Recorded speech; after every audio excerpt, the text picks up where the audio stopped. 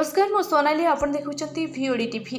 बाहाघर प्रस्ताव पड़िला उभय झील घर और पुओ घर देखा देखी हेले उभय पक्षों मनपसंद है और बाहाघर तीर्थ सहित दिन धार्य हो हिंदू परंपरा अनुजाई बरकन्या घर को आसी बेदी यथारीत बाहाघर आरंभ है।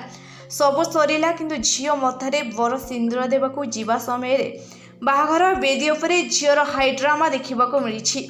झील बेदी उपरे निजर शंखा काढ़ी दे से आगुरी विवाह कहला एवं बेदी उठीगला तेबे जोर जबरदस्त परिवार लोके झील को बसाइबा परे बर चेताशून्य होईगला।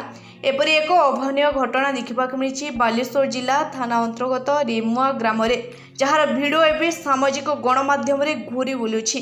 तेबे झीर विवाह बेदी उठीगला परिवार झील को घर बाहर कर झील एवं प्रेमिक घरे आश्रय नहीं विश्वस्त सूत्रु खबर मिली।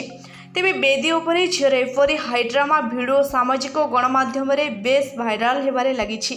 बालेश्वर जिलापाल बाल्यापाल प्रभाकर मल्लिक रिपोर्ट भिओडी टीवी।